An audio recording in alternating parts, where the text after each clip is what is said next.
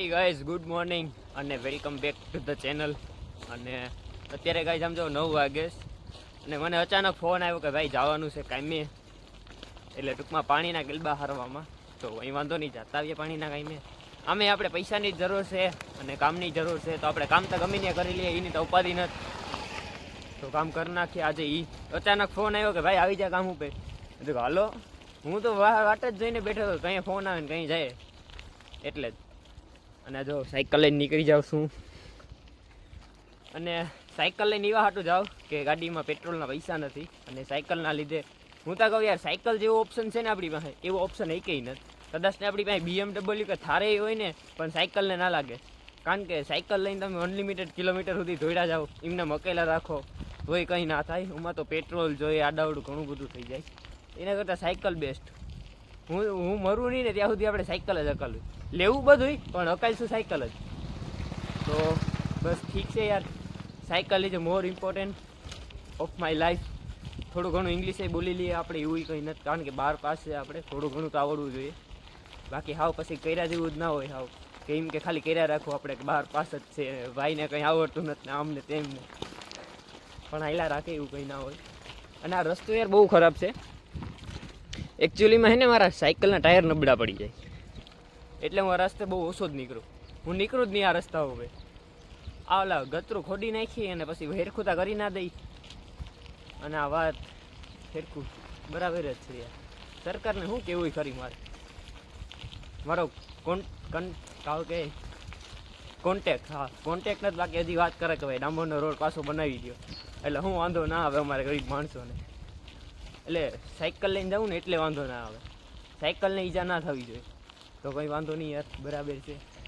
અને જો અચાનક કંઈ કામનું મને ફોન આવ્યો, હું ઘરે સૂતો તો મને ફોન આવ્યો કે ભાઈ આવી જાય કામ ઉપર, તો આપણે પૂગી જાય કામ ઉપર. એવી રીતના હોય. એટલે ગમે એ કામમાં ધગસ હોવી જોઈએ કે ભાઈ કરવું છે આપણે, તો કરી જ નાખવાનું હોય. પછી એમાં એમ નહીં કે ના યાર હું સૂતો નથી આવતો ને આમને તેમને, મને મજા નથી ને, એના કરતાં એમને વયું જવું સારું. હું તો એમ જ કહું. આમ જો અત્યારે અમે પાણીના આમ જો લઈને નીકળ્યા, અને આમ લિફ્ટમાં તો જાય ખાલી પાણીના એ મૂકવા અમે, કારણ કે વજન ના ઉપાડવું ને એટલું બધું એટલે.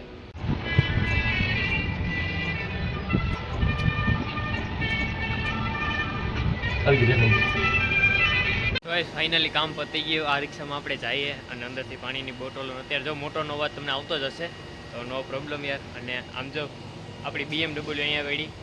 તો હવે આપણે જઈ ગયું, કામ પતી ગયું. દારી આવ્યા હતા એનું, તો હાલો જઈએ ઘરે હવે. તો ગાઈસ કામ આપણું પતી ગયું, બહુ રેડી. અને ઘરે જવા હાટું આપણે નીકળી પણ ગયા.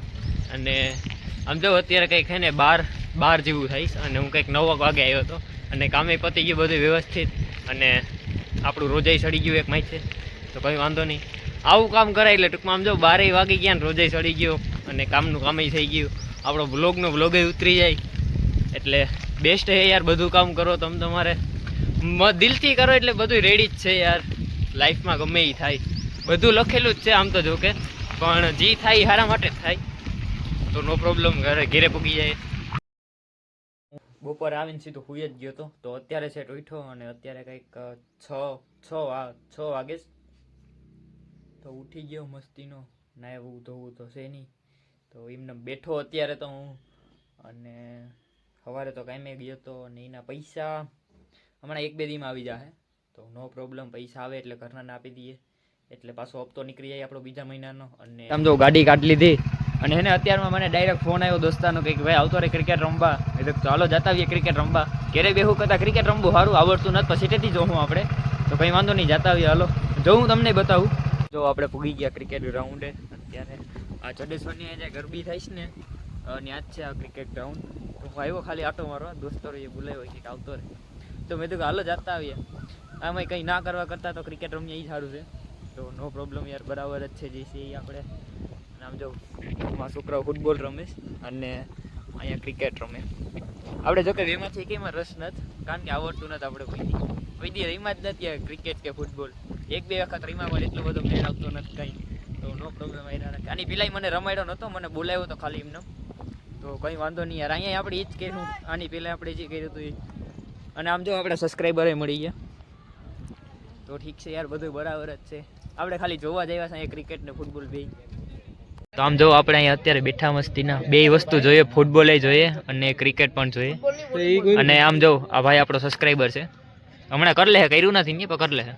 તો આમ જો આપણા બે સબસ્ક્રાઈબર છે આપણા, તો લાઈક કરો, શેર કરો અને સબસ્ક્રાઈબ કરો. હવે કરી નાખજો તમે. અને આપણા જે 59 સબસ્ક્રાઈબર છે તો બહુ મોટી વાત છે.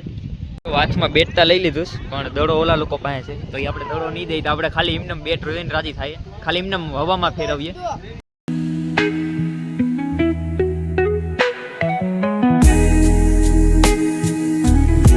સમજો અહીંયા તો પૂરું થઈ ગયું, આપણે પૂગાને બે એક ટીમ હારી, એક ટીમ જીતી.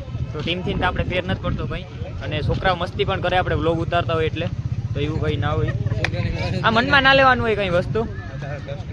આપણો સબસ્ક્રાઈબર છે અત્યારે એ રમેશ, તો રમો રમો.